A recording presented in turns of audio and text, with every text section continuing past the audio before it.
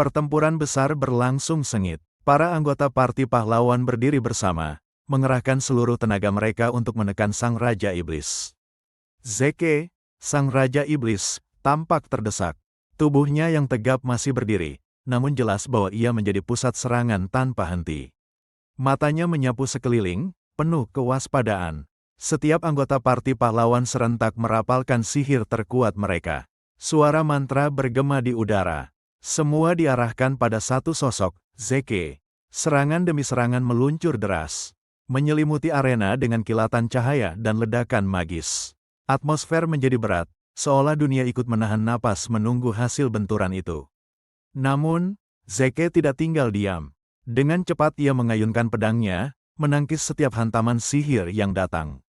Percikan energi beterbangan ke segala arah. Tebasan demi tebasan pedang hitamnya membelah serangan lawan. Tatapan Zeke tetap tajam, penuh konsentrasi, menunjukkan penguasaan penuh meski dirinya tersudut.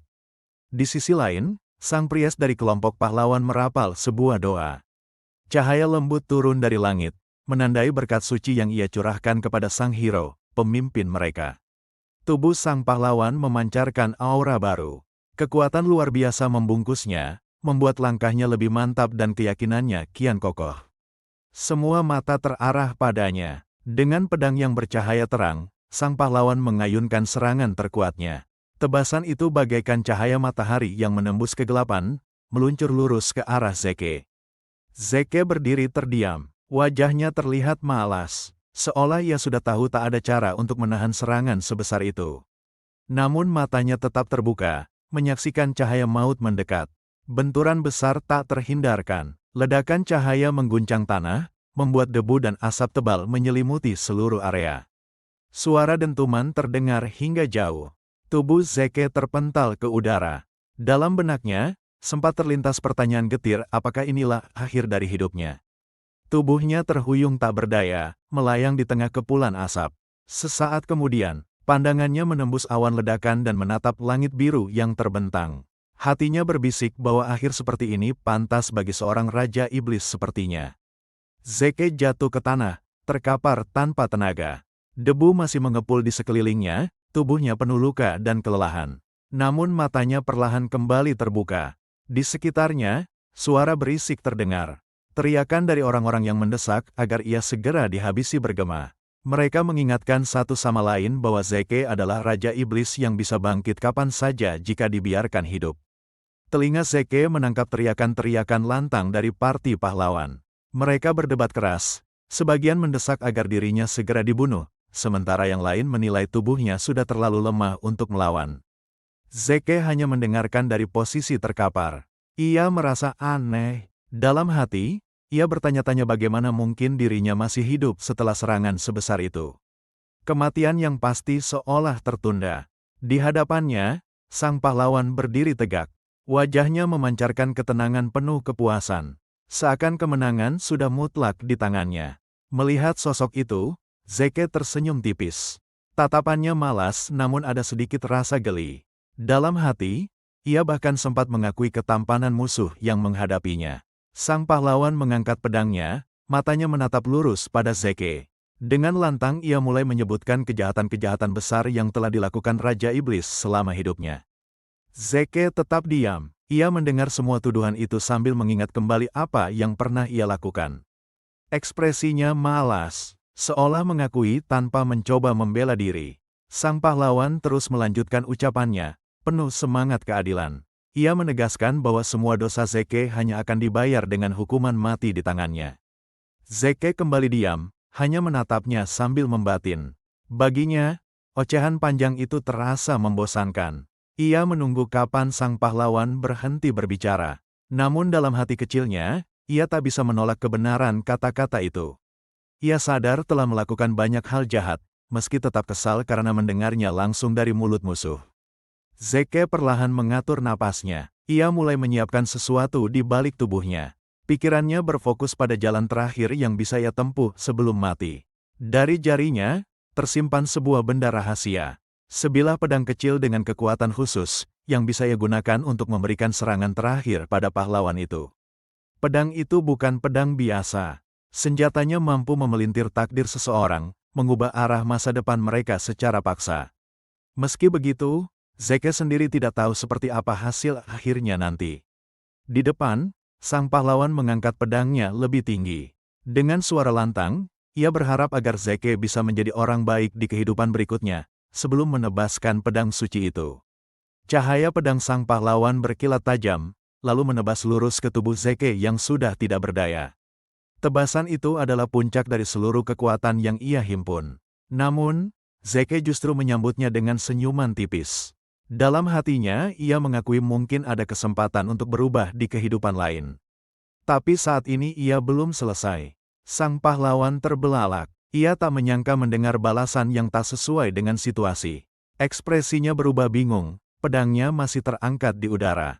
Sementara itu, Zeke menggerakkan tubuhnya perlahan. Satu tangannya diletakkan di belakang, seolah ia bersiap melakukan sesuatu yang tidak dipahami lawannya. Dengan gerakan tenang, Zeke menjentikan energi dari jarinya, menyalurkannya tepat ke arah dada sang pahlawan. Tatapannya dingin, penuh niat jahat. Energi itu menembus armor sang pahlawan tanpa hambatan, menimbulkan kilatan aneh yang membuatnya terhuyung kaget. Dari titik yang terkena, energi tersebut berubah bentuk menjadi semacam akar pohon. Wajah sang pahlawan berubah muram. Ia marah sekaligus terkejut, berteriak penuh emosi karena tidak menyangka Zeke masih memiliki kekuatan semacam ini. Zeke hanya menanggapinya dengan senyuman tipis. Ia puas melihat reaksi lawannya, merasa senjata rahasianya bekerja dengan baik. Namun sang pahlawan segera bangkit dari keterkejutannya. Dengan brutal, ia menebas tubuh Zeke berkali-kali, melampiaskan amarah dan rasa takut yang bercampur. Kepala Zeke akhirnya terpenggal, tubuhnya terhuyung. Namun sebelum benar-benar kehilangan kesadaran, ia masih sempat merasa tidak menyesal telah melakukan apa yang ia rencanakan. Saat napas terakhir hampir habis, telinganya menangkap suara samar dari sang pahlawan. Kalimat itu terdengar tidak sempurna, namun seperti memiliki makna tersembunyi. Kesadaran Zeke buyar, namun mendadak ia terbangun lagi. Kali ini di suatu tempat yang berbeda. Ia merutuk kesal karena suara burung-burung mengusik tidurnya. Tubuhnya terdiam kaku, rasa kaget menyeruak dalam dirinya. Perlahan ia mulai memeriksa keadaan sekitar. Tangannya bergerak menyusuri tubuhnya sendiri, dari kepala hingga dada. Ia memastikan apakah dirinya masih utuh, dan benar saja, semua terasa nyata. Begitu berdiri di depan cermin, Zeke terkejut lebih dalam. Wajah yang ia lihat bukan lagi Raja Iblis yang menua, melainkan sosok dirinya yang jauh lebih muda.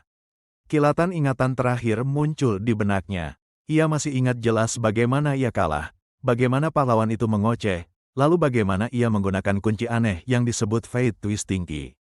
Ia mulai curiga benda itulah penyebab semua ini. Zeke termenung, mencoba mengingat asal-usul kunci itu. Namun pikirannya buntu. Ia benar-benar tidak bisa mengingat dari mana benda tersebut ia peroleh. Dan hal itu membuatnya semakin bingung. Ia menarik napas panjang, berusaha menenangkan diri. Meski kepalanya dipenuhi pertanyaan, satu hal jelas, ia telah kembali ke masa lalu, dan kali ini masih tinggal bersama keluarganya. Namun semakin lama ia merenung, semakin terasa ada yang janggal.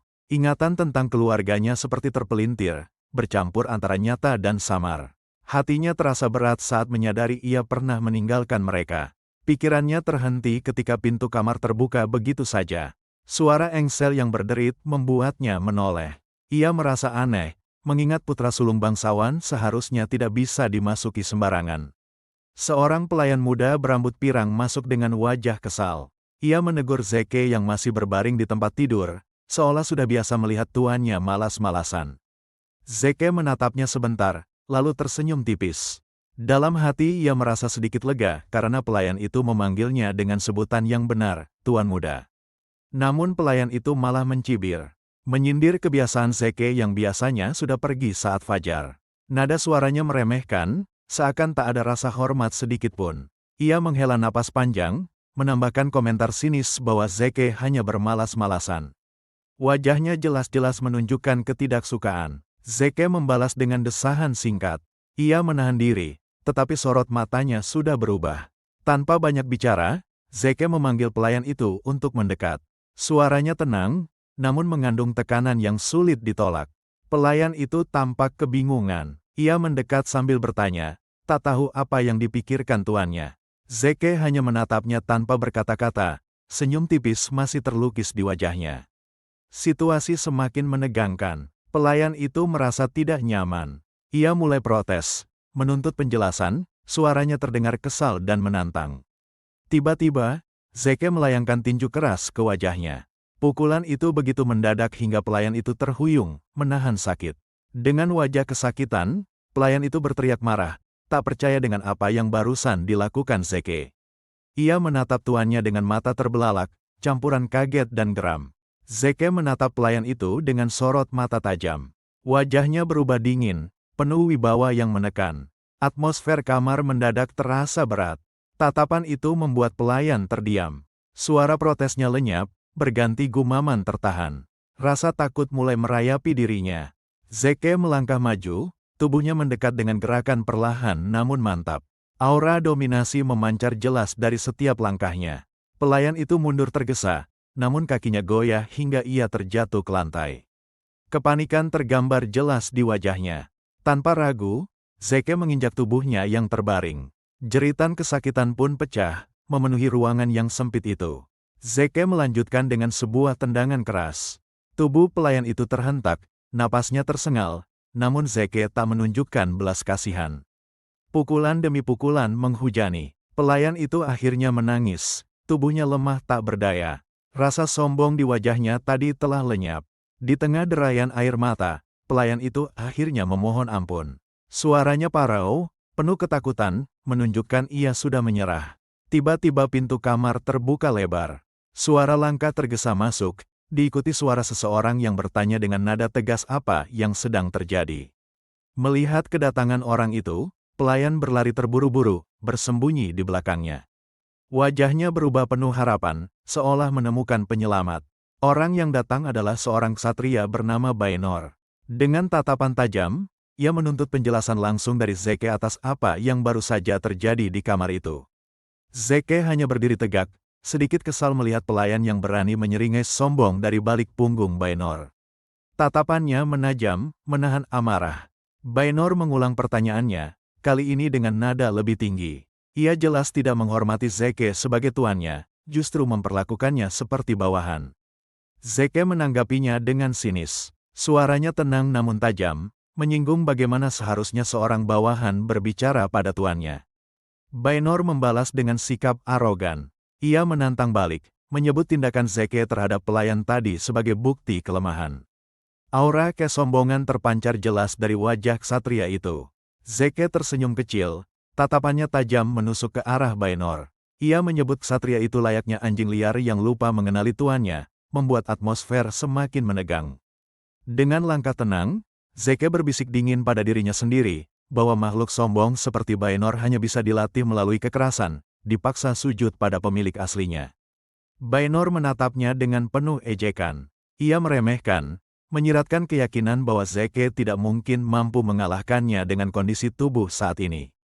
Zeke berjalan ke sudut ruangan. Ia tahu betul keterbatasannya, menyadari tubuh mudanya sekarang belum cukup kuat untuk mengalahkan seorang ksatria terlatih secara langsung. Namun ia tidak kehilangan akal. Tangannya meraih taplak meja, menarik kain panjang itu sambil tersenyum sinis.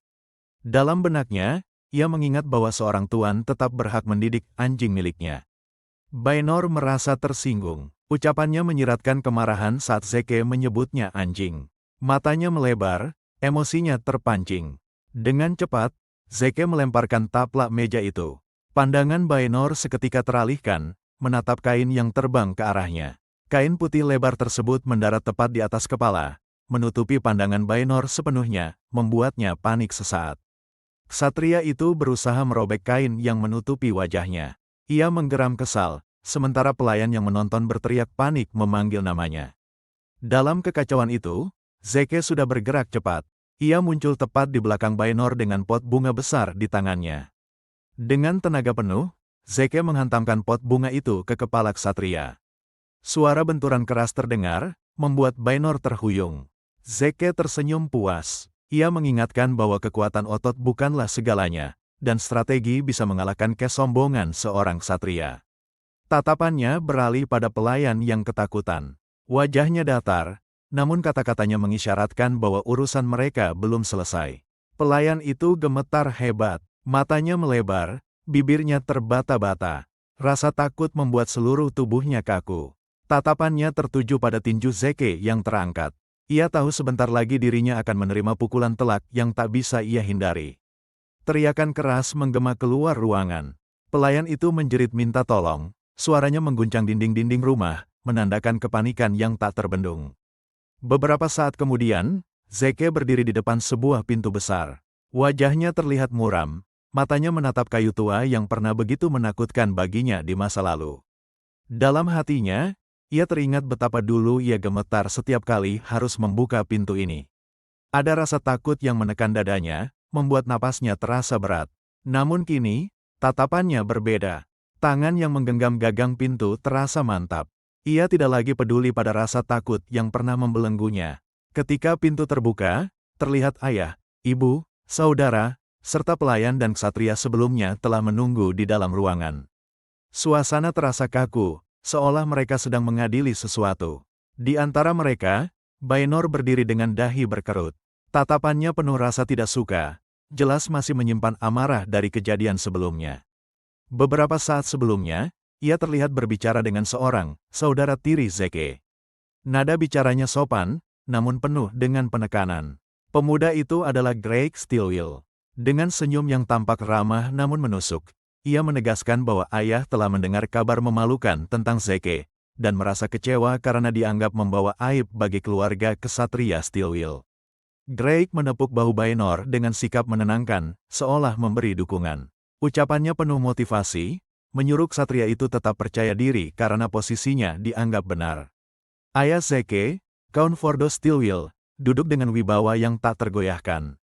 Tatapannya tajam menusuk ke arah putranya, memberi tekanan seolah setiap kata yang hendak keluar adalah sebuah penghakiman. Suasana ruangan terasa berat, seakan seluruh udara menunggu kalimat pertama darinya. Zeke merespons dengan wajah malas, seakan panggilan penting ini tak berarti apa-apa. Sorot matanya datar, dan sikap acuhnya menunjukkan bahwa ia lebih memilih berada di tempat lain daripada berdiri di hadapan ayahnya. Nada suara Count Fordo meninggi, rasa kesal jelas tergambar. Ia mempertanyakan apakah Zeke sudah melupakan tata krama dasar bahkan untuk menyapa keluarga sendiri. Aura wibawanya membuat ruangan terasa semakin menekan. Namun Zeke tetap tenang, seakan tuduhan itu hanya angin lalu. Dengan nada ringan ia menegaskan bahwa tidak ada gunanya memberi salam, karena ia yakin ayahnya tidak akan menerimanya. Sikapnya jelas penuh sindiran. Wajah sang kaun mengeras, amarahnya kian memuncak. Ia menegur putranya karena sikapnya yang dianggap busuk dan tidak pantas. Baginya, Zeke tidak menunjukkan keseriusan untuk menjadi penerus keluarga besar Stillwell. Zeke menatapnya dengan wajah malas, seolah muak dengan pembicaraan yang berulang. Ia mempertanyakan maksud ayahnya yang selalu menyinggung soal penerus, seakan-akan gelar itu benar-benar ditujukan untuknya. Senyum tipis muncul di wajah Zeke, penuh provokasi.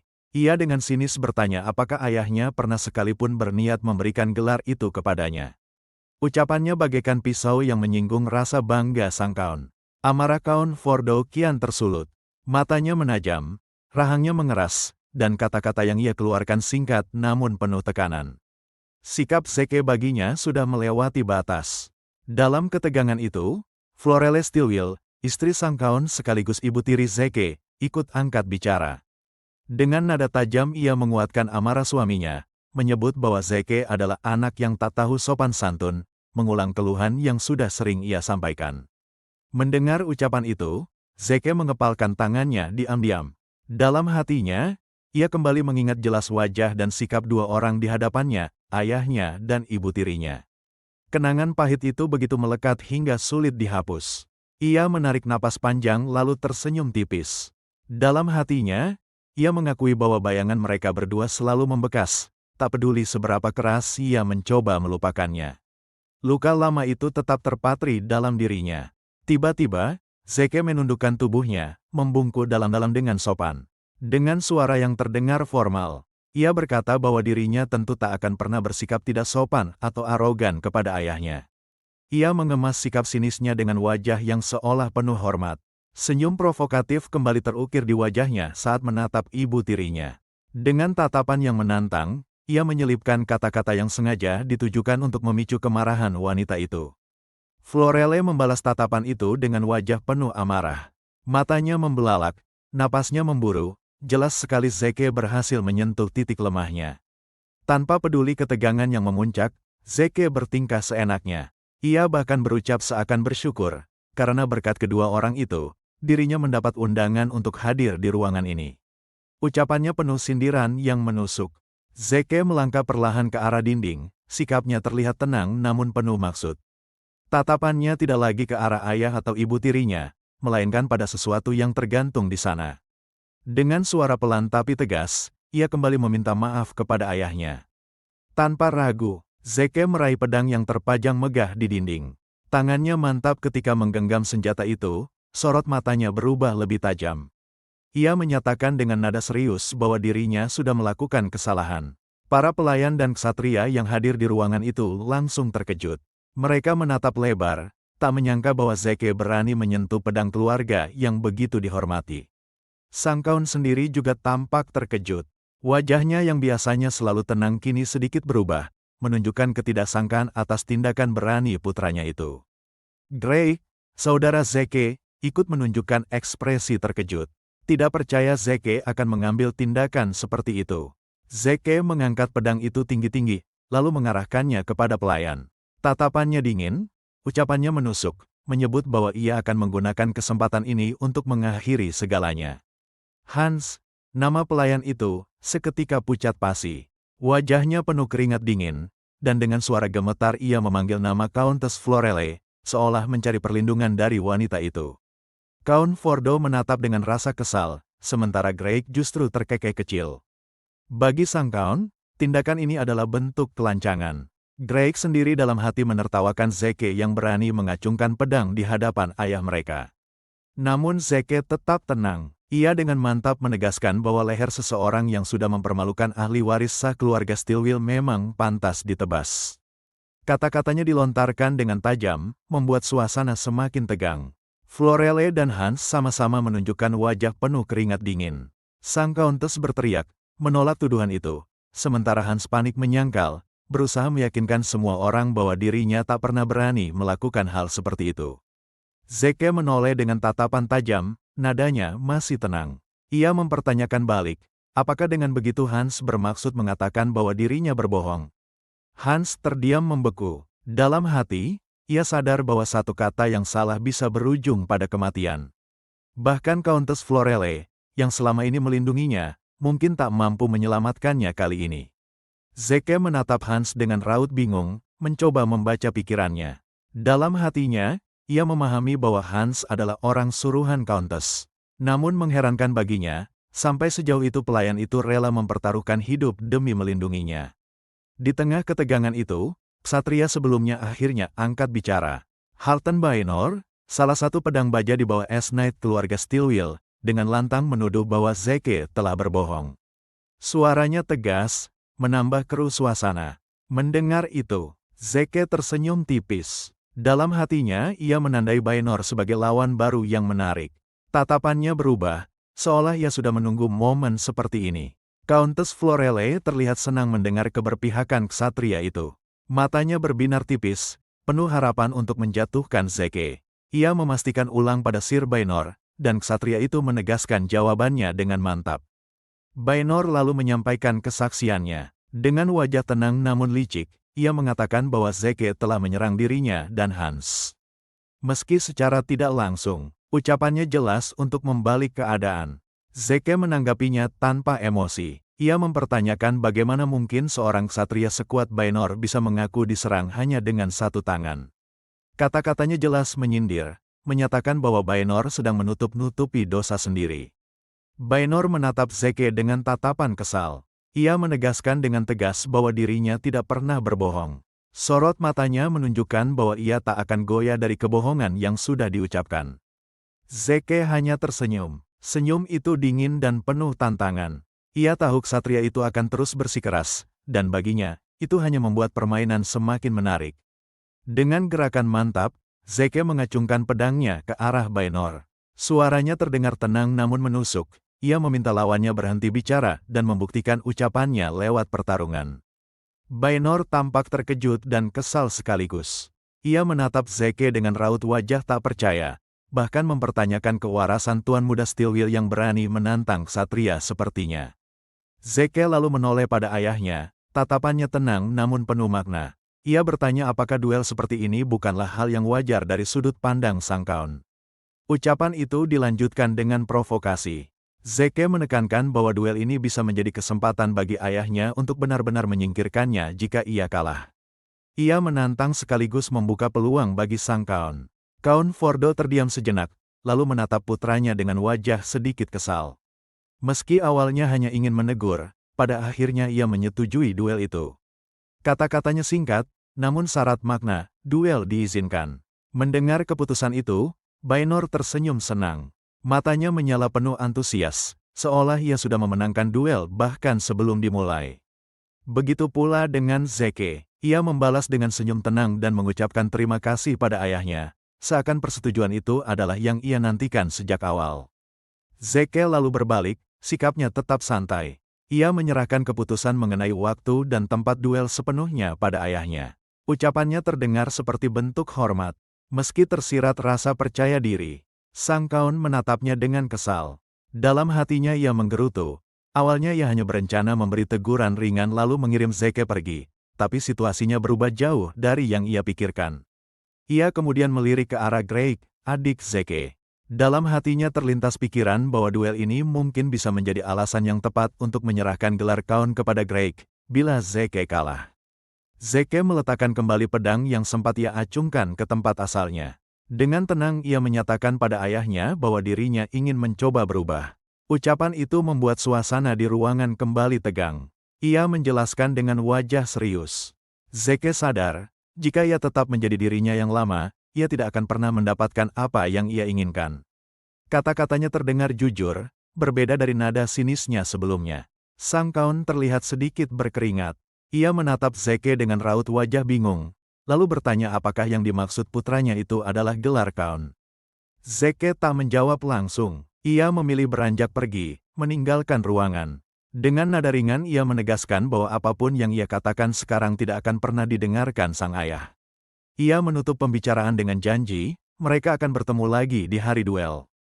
Tak lama kemudian, Zeke terlihat berlatih seorang diri. Tubuh remaja berusia 18 tahun itu bergerak penuh semangat, aura dan pedangnya berpadu dalam ayunan. Ia mencoba mendorong dirinya lebih jauh. Dalam setiap ayunan pedangnya, wajahnya penuh kesal. Ia mengingat betapa keras ia dulu menginginkan perhatian ayahnya, namun selalu ditolak. Ayahnya bahkan enggan memberinya kesempatan untuk mempelajari swordsmanship dengan benar. Zeke berhenti sejenak, menghela napas panjang. Dalam hatinya ia menyadari sesuatu. Dulu ia tidak tahu bahwa di dalam tubuhnya ada kekuatan besar yang sedang tertidur. Sebuah eksistensi yang jauh lebih dahsyat daripada yang ia bayangkan. Ia menyiapkan pedang, lalu menyalurkan mana ke dalam bilahnya. Sambil bersiap, ia merenung bahwa jumlah mana biasanya sudah ditentukan sejak lahir, namun miliknya berbeda. Dibanding orang biasa, ia menyimpan sesuatu yang luar biasa. Dengan mantap, Zeke menusukkan pedang yang berlapis mana itu ke tanah. Ujung pedang menancap kuat, memancarkan aura yang tidak wajar. Tiba-tiba jantungnya berdegup kencang, detaknya tak terkendali. Getaran itu terasa sampai ke seluruh tubuhnya, membuat napasnya memburu. Zeke memegangi dadanya dengan wajah kesakitan. Rasa perih bercampur panas menjalar. Seakan tubuhnya menolak aliran mana yang terlalu besar. Ledakan keras terjadi. Tubuhnya terpental jauh, terhempas oleh kekuatan yang gagal ia kendalikan. Tanah bergetar, debu berhamburan di udara. Zeke terbaring di tanah dengan napas terengah. Ia menyadari betapa berbahayanya usahanya barusan. Dalam hatinya ia mengakui bahwa mencoba kembali pada kekuatan sebesar dulu, saat masih menjadi Demon King, adalah hal yang terlalu sulit. Sambil menatap langit, ia mengingat kembali gelarnya, Demon King of Power. Dahulu, ia begitu terobsesi membangun kekuatan itu. Hingga kini ia merasa seakan ada tangan tak terlihat yang sengaja membiarkan semua itu terjadi. Dengan tekad baru, Zeke bangkit berdiri. Tubuhnya masih lelah, tapi matanya penuh cahaya semangat. Ia tak bisa berhenti di titik ini, karena ia tahu duel yang akan datang akan menentukan segalanya. Saat berdiri, Zeke tiba-tiba menyadari kehadiran seseorang yang bersembunyi di balik pohon. Ia menatap tajam ke arah itu dan memerintahkan agar orang tersebut keluar. Sementara itu, sosok yang bersembunyi terkejut, tak menyangka Zeke bisa menyadarinya. Yang muncul adalah Greg, adiknya sendiri. Ia berjalan keluar dengan senyum tipis, seolah sengaja menunggu waktu tepat untuk memperlihatkan diri. Nada bicaranya terdengar menyindir, mengatakan bahwa Zeke sepertinya berhasil membangkitkan mananya. Greg melangkah mendekat perlahan, ekspresinya tenang namun merendahkan. Ia menegaskan bahwa dengan hanya mengandalkan kekuatan itu, Zeke tidak mungkin bisa meningkatkan kemampuannya secara nyata. Dengan senyum mengejek, Greg melanjutkan ucapannya. Ia menganggap langkah Zeke yang menantang Sir Bainor dan ikut perebutan kursi pewaris Kaon hanyalah tindakan bodoh yang tidak cocok dengan dirinya. Greg kemudian bersikap sok bijak. Ia menyarankan agar Zeke kembali hidup seperti sedia kala, dengan cara memaklumi semua hal tanpa perlawanan. Sikapnya seolah menganggap kakaknya hanyalah pecundang. Ia melirik Zeke dengan tatapan meremehkan. Dengan nada congkak, ia menambahkan bahwa dirinya akan mengurus hidup Zeke nanti. Jadi Zeke sebaiknya tidak perlu bersusah payah. Namun perkataannya berhenti mendadak ketika Zeke menatapnya tajam. Sorot mata penuh tekanan itu membuat Greg terkejut. Bibirnya terkatup sejenak karena tidak menduga tatapan kakaknya bisa sedingin itu. Zeke akhirnya bersuara, nadanya tenang namun menusuk. Ia menuduh Greg sebenarnya takut jika posisi Kaon yang ada di tangannya akan direbut olehnya. Kata-kata itu membuat Greg terdiam sepersekian detik. Greg lalu mencoba menutupi kegugupan dengan sikap percaya diri. Ia mengatakan bahwa jika ia sampai tidak bisa mengalahkan Zeke yang lemah, maka memang sudah pantas baginya menyerahkan posisi Kaon. Zeke mendekat, lalu menepuk pundak Greg dengan tangan mantap. Ucapannya terdengar menantang, seakan ia benar-benar siap mengikuti permainan yang ada di benak adiknya. Senyum tipis muncul di wajah Zeke. Ia menyebut perebutan posisi pewaris Kaon sebagai sebuah pertarungan layaknya pejuang sejati. Nada bicaranya penuh keyakinan, membuat atmosfer semakin menegang. Greg menepis tangan Zeke dari pundaknya dengan gerakan kasar. Ia menatap dengan wajah geram, suaranya meninggi menanyakan apakah Zeke sudah gila berani menantangnya secara langsung. Zeke tetap santai. Dengan ekspresi datar, ia bertanya balik, memangnya kenapa jika ia ingin bertarung melawan adiknya sendiri? Sikapnya sama sekali tidak menunjukkan rasa gentar. Greg terdiam sejenak, lalu menatap kakaknya dengan penuh kekesalan. Ia mengakui tidak ada alasan baginya untuk menolak tantangan itu. Kata-katanya keluar dengan nada berat, menunjukkan kebimbangan sekaligus gengsi. Zeke pun berjalan pergi dengan senyum tipis. Ia menyebut bahwa dengan jawaban itu, berarti Greg sudah setuju. Ia menambahkan bahwa dirinya yang akan menentukan waktu dan tempat pertarungan mereka nanti. Hari pertarungan yang ditunggu pun tiba. Arena dipenuhi banyak orang yang datang menonton, mulai dari bangsawan hingga pelayan. Suasana riuh penuh antisipasi. Semua mata tertuju pada Zeke dan lawannya. Bainor berteriak lantang, wajahnya penuh amarah. Ia mengatakan bahwa dirinya sudah cukup belajar dari Zeke, dan kini tiba giliran sang tuan muda yang akan diajarinya. Kata-katanya membuat para penonton menahan napas. Zeke hanya berdiri santai, mengabaikan ocehan ksatria itu. Dalam hati ia bahkan sempat berpikir ringan, meragukan ketajaman pedang yang ia genggam. Kontras sekali dengan lawannya yang penuh api amarah. Dengan wajah malas, Zeke menatap Bainor yang terus berkoar. Ia bergumam dalam hatinya, heran dengan ocehan tiada henti yang keluar dari mulut lawannya. Komandan ksatria yang ditunjuk sebagai wasit maju ke tengah arena. Dengan suara lantang, ia menanyakan kesiapan kedua pihak. Sorot matanya tajam, memastikan tidak ada yang main-main dengan duel ini. Bainor menjawab dengan suara keras penuh keyakinan. Wajahnya serius, tubuhnya tegap, siap melancarkan serangan tanpa ragu. Sementara itu, Zeke hanya tersenyum tipis. Ia tidak mengucapkan apa-apa, namun ekspresinya menunjukkan rasa percaya diri yang tidak bisa dianggap remeh. Saat tanda duel dimulai, Bainor langsung menerjang maju dengan kecepatan tinggi. Pedangnya berkilat di bawah cahaya, ayunannya diarahkan langsung ke tubuh Zeke. Zeke juga bergerak maju. Kali ini ekspresinya berubah serius. Gerakannya gesit, matanya fokus penuh pada lawan di hadapannya. Pedang keduanya beradu keras. Suara logam bergema di seluruh arena. Zeke berhasil menangkis serangan pertama Bainor dengan kekuatan yang cukup untuk menahan tebasan itu. Meski tangannya sedikit bergetar, Zeke justru tersenyum tipis. Ia mengakui bahwa ksatria memang kuat, dan serangan Bainor ternyata lebih berat dari yang ia perkirakan. Bainor menatapnya dengan ekspresi serius, seolah mengukur kemampuan lawannya. Dalam hatinya, ia mulai melihat Zeke bukan sekadar bocah manja biasa. Senyum lebar muncul di wajah Bainor. Ia terlihat semakin percaya diri, seakan menemukan kesenangan baru dalam duel ini. Dengan teriakan keras, Bainor mengangkat pedangnya tinggi-tinggi. Sorot matanya penuh tekad, lalu ia menebaskan senjatanya dengan keyakinan mutlak bahwa serangan ini akan mengenai sasaran. Bainor menyerang dengan intens, pedangnya melesat cepat menghujam udara. Ia berteriak bahwa dalam pertarungan adil seperti ini, Zeke tidak akan pernah bisa mengalahkannya. Serangan demi serangan datang bertubi-tubi. Zeke tampak kesulitan. Ia bersusah payah menangkis dan menghindari tebasan Bainor yang begitu cepat dan kuat. Setiap benturan membuat lengannya terasa berat. Ia terpaksa mundur beberapa langkah, menjaga jarak agar bisa bernapas sejenak.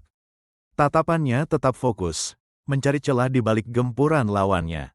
Bainor tidak memberi kesempatan. Ia mengalirkan mana ke pedangnya, membuat bilahnya berkilau lebih terang. Wajahnya serius, jelas menunjukkan ia tidak main-main dalam duel ini.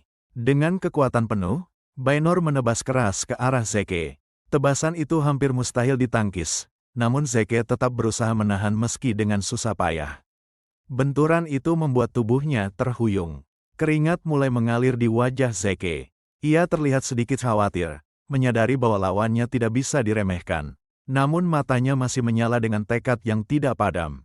Di sisi lain, Bainor tersenyum percaya diri. Ia merasa sudah menguasai jalannya pertarungan, yakin kemenangan ada di tangannya. Bainor terus menekan tanpa henti. Tebasannya bertubi-tubi, seperti badai yang datang silih berganti. Zeke dipaksa terus bergerak mundur, menghindari dan menangkis dengan tenaga yang semakin terkuras. Kepala pelayan yang menonton di samping sang kaun berkomentar lirih. Ia terkejut melihat Zeke mampu bertahan sejauh ini. Menurutnya, Tuan muda Zeke sudah menangkis begitu banyak tebasan dari Sir Bainor lebih baik dari yang ia duga. Florelle menanggapi dengan sinis. Dengan wajah tenang namun angkuh, ia mengatakan bahwa meski Zeke bertahan, mereka tetap memegang keuntungan dalam duel ini. Kepala pelayan mengangguk mantap. Ia menambahkan bahwa Tuan muda Zeke memang tidak mungkin menang, sebab ia bahkan belum pernah belajar ilmu pedang secara benar. Ucapannya terdengar penuh kepastian. Wajah Florelle seketika berubah tidak senang mendengar kalimat itu. Nada kepala pelayan mungkin netral, tapi bagi telinganya seperti meremehkan pernyataannya. Sementara itu, Count Fordo hanya duduk diam. Tatapannya datar, ia mengamati jalannya duel tanpa berkomentar apapun. Wajahnya sulit ditebak, seolah menimbang sesuatu dalam hatinya. Sorak-sorai penonton memenuhi arena, memanggil nama Sir Bainor dengan semangat. Mereka berteriak lantang, mendesaknya untuk menghabisi lawannya tanpa ragu. Suasana menjadi bising, penuh tekanan bagi siapapun yang berdiri di hadapan ksatria itu. Bainor menoleh dengan senyum percaya diri, seolah sorakan itu menambah tenaganya. Ia menegaskan kepada Zeke bahwa para penonton ingin dirinya menang. Ucapannya terdengar pongah, seakan hasil duel ini sudah ditentukan sejak awal. Sementara itu, Zeke hanya diam dan menangkis serangan demi serangan. Tangannya mulai bergetar menahan kekuatan lawan, menunjukkan betapa berat tekanan yang ia tanggung. Meski begitu, wajahnya tetap tegar tanpa banyak bicara. Bainor melancarkan pukulan yang lebih keras dari sebelumnya. Benturan itu membuat tubuh Zeke tersentak mundur. Sekilas terlihat perbedaan besar antara kekuatan keduanya. Dengan senyum lebar, Bainor mulai menyalurkan mananya ke pedang. Sorot matanya tajam, penuh kesombongan. Ia memperingatkan Zeke agar menyerah sebelum terluka parah. Zeke menanggapinya dengan santai. Ia pun mengalirkan mana ke pedangnya, meski tubuhnya tampak sedikit tegang. Dengan nada dingin, ia menyatakan bahwa pertarungan baru saja dimulai. Mendengar itu, Bainor terdiam sejenak. Wajahnya berubah terkejut, seolah tak menyangka jawaban Zeke begitu tenang. Sesaat, keyakinannya terguncang. Zeke kemudian menggertakkan gigi dan menerjang maju. Dalam hatinya ia mengakui bahwa ia sendiri tak yakin apakah serangan ini akan berhasil. Namun tekadnya jelas, ia harus mencoba.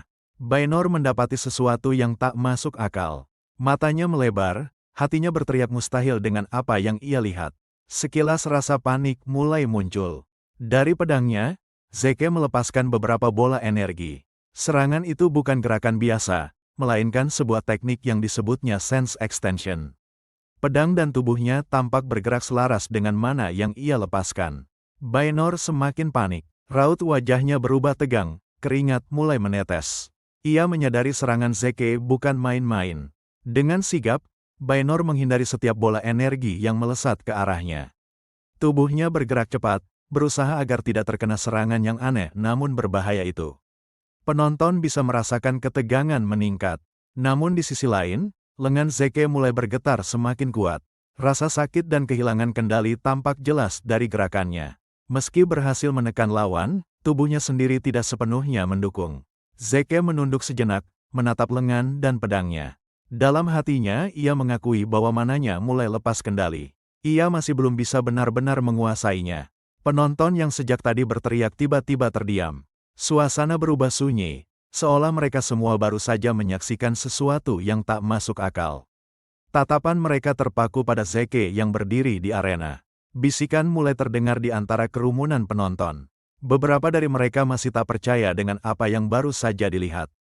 Ada yang ragu-ragu, ada pula yang menganggap mata mereka menipu. Kepala pelayan keluarga Stillwell menoleh ke arah Kaun dengan ekspresi serius. Ia menjelaskan bahwa teknik yang digunakan Zeke bukanlah hal biasa. Itu adalah keterampilan yang memungkinkan tubuh dan pedang bergerak seolah satu kesatuan dengan mana. Namun sang Kaun, ayah Zeke, tetap diam. Wajahnya sulit ditebak, seakan menahan pikiran yang tak ingin diungkapkan. Sorot matanya hanya fokus pada anak sulungnya di arena. Di sisi lain, istri Kaun menatap suaminya dengan wajah penuh ketidakpercayaan. Baginya, mustahil anaknya yang dianggap lemah mampu menguasai teknik sebesar itu. Baenor sendiri terlihat kesal. Matanya menyipit, menyembunyikan rasa tak percaya. Ia bertanya dalam hati sejak kapan Zeke bisa mempelajari kemampuan seperti itu. Ia mulai mengamati Zeke dengan lebih detail. Dari cara berdiri dan aliran mananya, ia bisa melihat bahwa kendali Zeke masih buruk. Pedang dan tubuhnya terlihat tidak sinkron, seolah tenaga itu terlalu besar untuk ditangani. Wajah Baenor perlahan berubah serius. Sorakan penonton tak lagi ia hiraukan. Baginya, permainan ini sudah berakhir, saatnya ia menunjukkan kemampuan sebenarnya. Tanpa basa-basi, Baenor kembali menerjang. Gerakannya cepat, penuh tekanan, membuat lantai arena bergetar setiap langkahnya. Ia memusatkan lebih banyak mana ke pedangnya, membuat bilahnya memancarkan cahaya panas. Energi itu tampak berbahaya, menyilaukan mata orang-orang di sekitarnya. Dengan gigi terkatup rapat, Baenor bersiap melancarkan serangan pamungkas. Tekadnya jelas, mengakhiri duel ini sekali untuk selamanya. Zeke sempat terkejut melihat ledakan energi yang begitu besar. Tubuhnya menegang, menyadari bahwa ia bisa celaka jika terlambat bereaksi. Serangan Baenor meledak, memancarkan energi mirip kobaran api yang meluncur cepat ke arah Zeke. Sorotan penonton menegang, menunggu hasilnya. Namun Zeke berhasil menghindar dengan gerakan gesit. Ia melompat ke samping tepat sebelum serangan itu menghantam. Debu berterbangan, menutupi sebagian arena. Baenor tampak terkejut melihat lawannya lolos dari serangan itu. Ia tak menyangka Zeke masih bisa bergerak secepat itu dalam kondisi tertekan. Tanpa memberi jeda, Baenor kembali mengayunkan pedangnya. Dalam hatinya, ia tahu pertarungannya belum selesai. Serangannya kali ini lebih terarah. Menekan Zeke agar tak punya celah lagi untuk menghindar. Baenor menusukkan pedangnya dengan gerakan cepat dan tajam. Serangan itu diarahkan tepat ke tubuh Zeke, penuh keyakinan bahwa kali ini lawannya takkan bisa lolos. Zeke hanya bisa menggertakkan gigi, sadar dirinya tidak sempat menghindar. Ia menyiapkan tubuhnya menahan dampak, meski tahu akibatnya akan berat. Benturan keras terjadi, tubuh Zeke terpental jauh, menghantam dinding arena dengan suara yang membuat penonton terperanjat. Dengan wajah meringis, Zeke terduduk di tanah.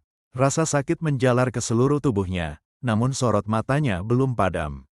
Penonton langsung bersorak riang. Mereka memuji Baenor, yakin bahwa duel ini sudah dimenangkan olehnya. Baenor berdiri tegak dengan wajah puas. Ia merasa hasil pertarungan sudah jelas. bahkan sempat menyinggung betapa berbahayanya jika duel ini diteruskan hingga nyawa Zeke benar-benar terancam. Sorak-sorai penonton semakin keras, meneriakkan nama Baenor dengan penuh semangat. Suara mereka menggema, menekan Zeke yang masih berusaha bangkit. Namun perlahan, Zeke mencoba berdiri kembali. Tubuhnya gemetar, tapi tatapannya menunjukkan tekad yang belum patah. Ia mengakui dalam hati bahwa teknik tubuhnya tak cukup untuk melawan Baenor. Mata Zeke kemudian berubah tajam. Ia menegaskan pada dirinya sendiri bahwa dalam pertarungan, tidak ada tempat untuk setengah hati, harus bertarung dengan sungguh-sungguh. Dengan kecepatan mengejutkan, Zeke kembali menerjang. Ia memanfaatkan momen ketika Baenor masih larut dengan sorakan penonton. Baenor menoleh cepat, terkejut sekaligus kesal. Ia tak menyangka Zeke masih punya tenaga untuk menyerang balik. Zeke mengayunkan pedangnya ke tanah, membuat debu beterbangan. Butiran tanah itu melesat tepat ke arah wajah Baenor. Refleks, Baenor mengangkat tangannya untuk melindungi mata. Sesaat pandangannya hilang, membuatnya kehilangan fokus. Zeke tak menyia-nyiakan kesempatan itu. Ia menabrak tubuh Baenor dengan keras, mendorongnya mundur dengan seluruh tenaga yang tersisa. Tubuh Baenor terpental ke belakang. Ia berusaha menyeimbangkan diri, namun wajahnya jelas menunjukkan keterkejutan. Baenor menyeka matanya yang kemasukan debu. Gerakannya tergesa, berusaha mengembalikan pandangan dengan cepat. Wajahnya tampak kesal. Meski matanya masih belum pulih, ia menggerutu dalam hati, menganggap serangan Zeke hanyalah cara pengecut. Zeke mengacungkan pedangnya ke arah leher Baenor. Gerakannya mantap, sorot matanya dingin, memberi peringatan keras bahwa ini bukan permainan. Baenor terdiam. Untuk pertama kalinya dalam duel ini, ia kehilangan kata-kata. Zeke terus menatapnya, tidak goyah sedikit pun. Keheningan sesaat terasa lebih menekan daripada sorak penonton. Setetes keringat jatuh dari pelipis Baenor. Ia akhirnya menyerah dengan suara berat, mengakui kekalahan. Zeke tidak hanya berhenti di situ. Ia menasihati Baenor dengan nada tegas, menjelaskan bahwa kesombongan dan kecerobohanlah yang membuatnya kalah.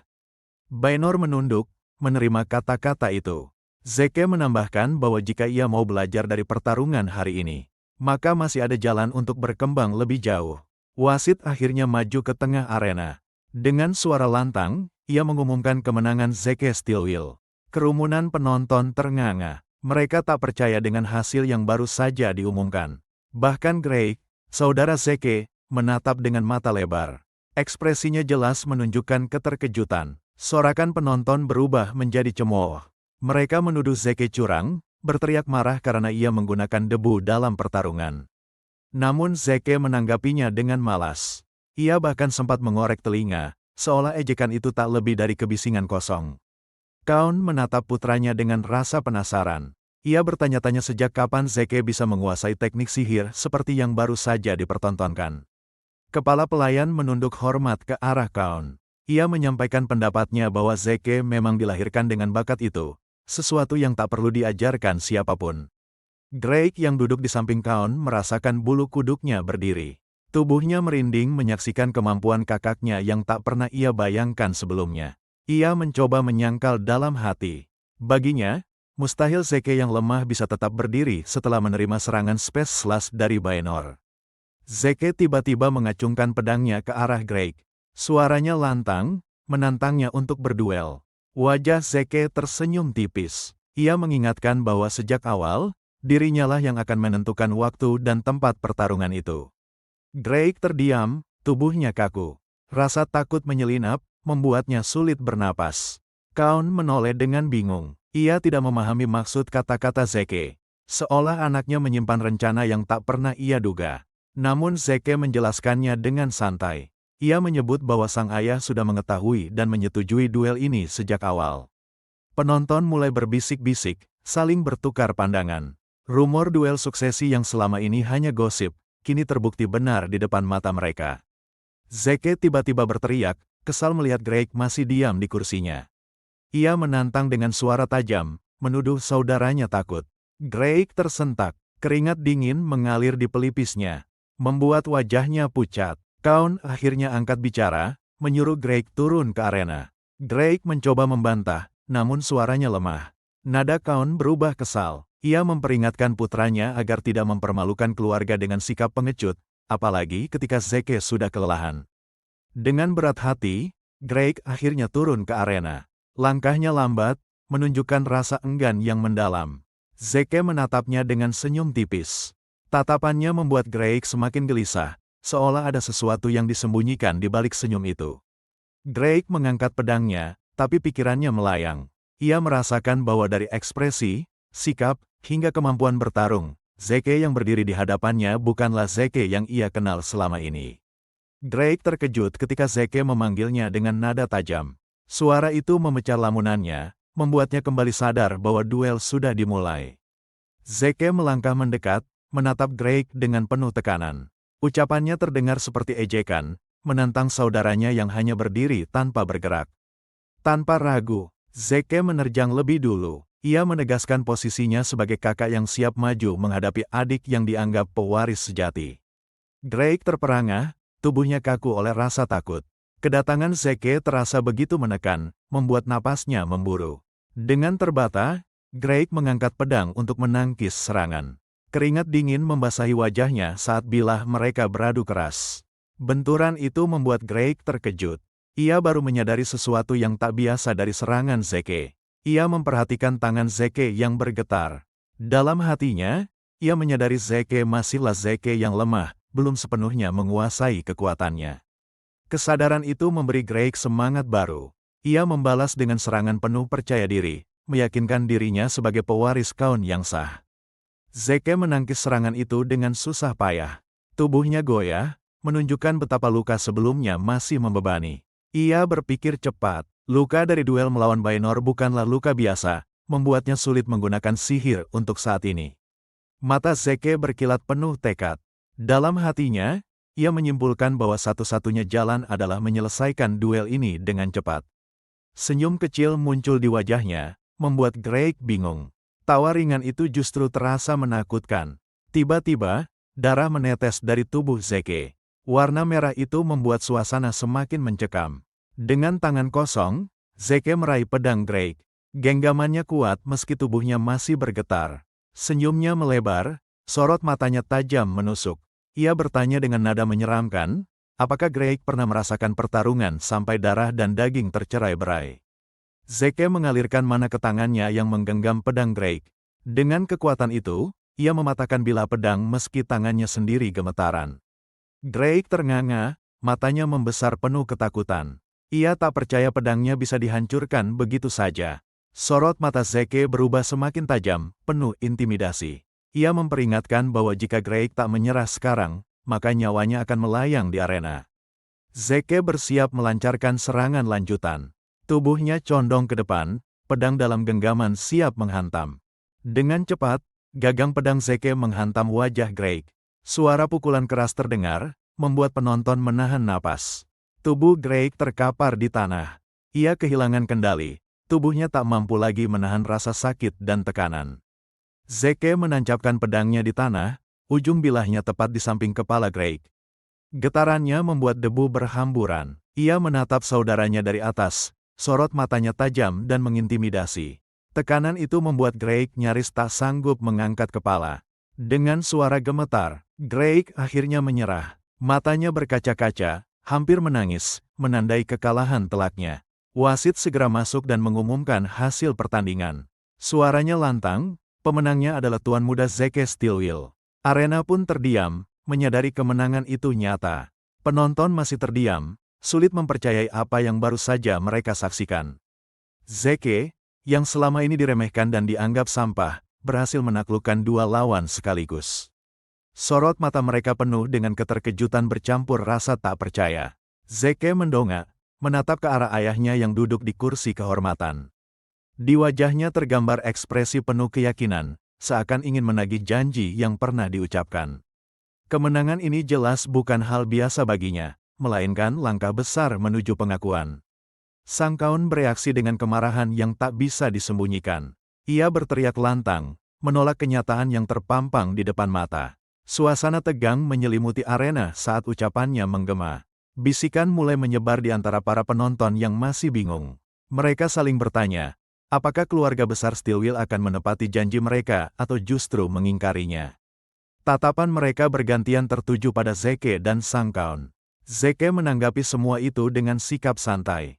Ia tersenyum tipis, lalu melepas cincin yang menjadi simbol status. Gerakannya tenang, namun penuh makna. Dengan erat ia menggenggam cincin itu sejenak, seakan menyalurkan seluruh perasaan yang selama ini ia pendam. Jemarinya bergetar, namun tekadnya tetap kuat. Semua mata tertuju padanya, menunggu langkah berikutnya. Tiba-tiba, Zeke melemparkan cincin itu ke arah Sang Kaun dengan penuh emosi. Suaranya lantang, menyatakan bahwa ia tidak pernah menginginkan gelar tersebut sejak awal.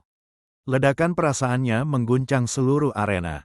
Cincin itu jatuh tepat di bawah kaki Sang Kaun.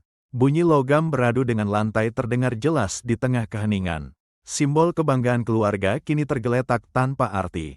Wajah Sang Kaun memerah menahan amarah. Ia berteriak marah, tak terima dengan penghinaan yang dilakukan Zeke di depan banyak orang.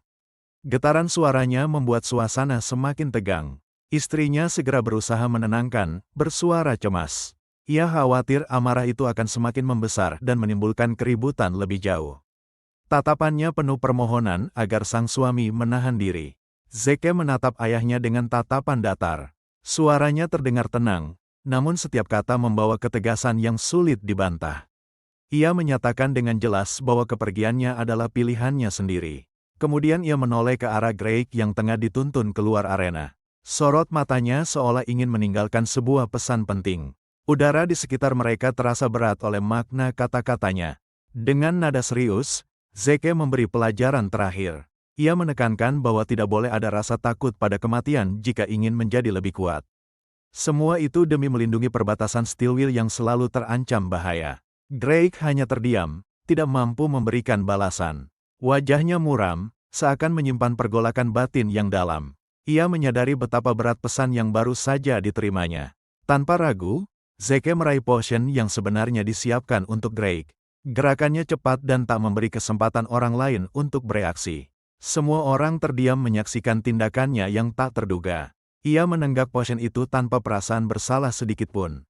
Cairan itu mengalir ke tenggorokannya, dan Zeke meneguknya abis.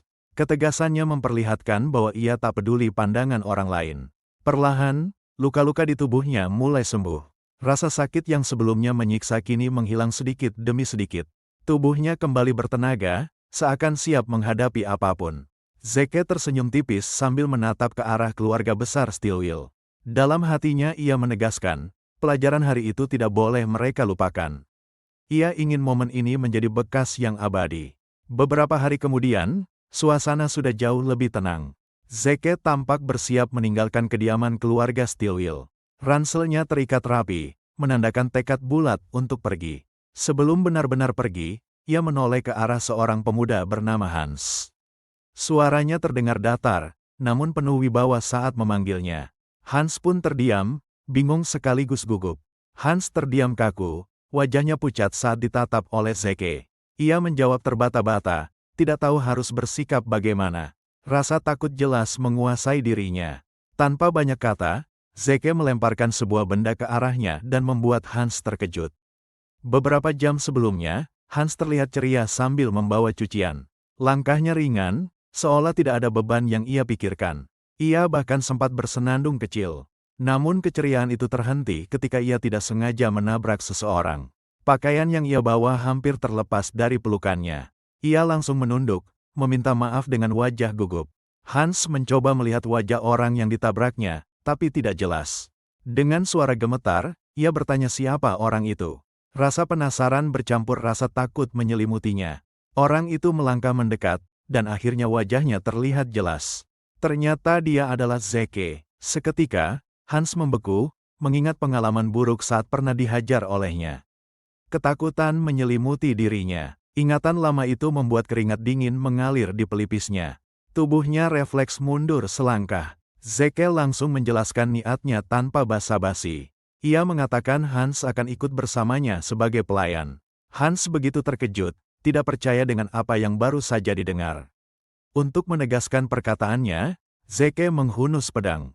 Tatapannya tajam, penuh ancaman, membuat Hans tidak punya pilihan.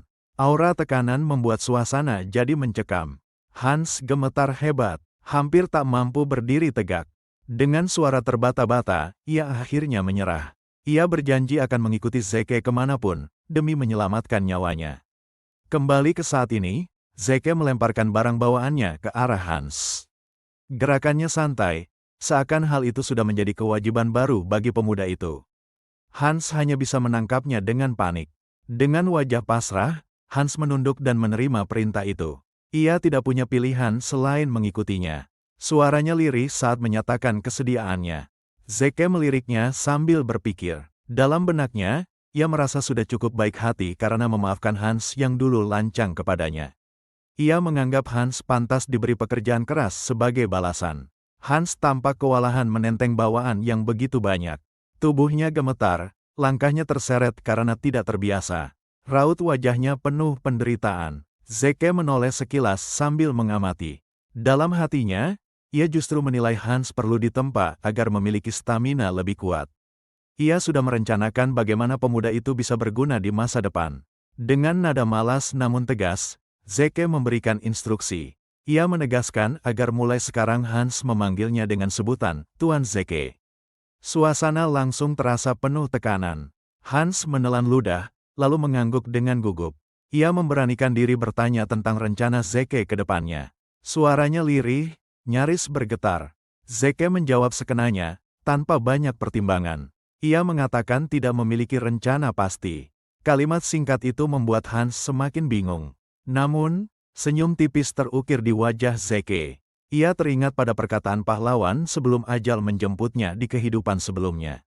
Kata-kata itu seolah terus terngiang di telinganya. Dengan langkah mantap, Zeke meninggalkan kediaman keluarga Stillwell. Ia memutuskan tujuan pertamanya adalah wilayah tetangga, Porti. Dalam hati, ia bertekad untuk mencoba menjalani kehidupan yang lebih baik dan berbuat kebaikan kali ini. Terima kasih sudah menonton, like jika suka, dan subscribe agar tidak ketinggalan cerita selanjutnya.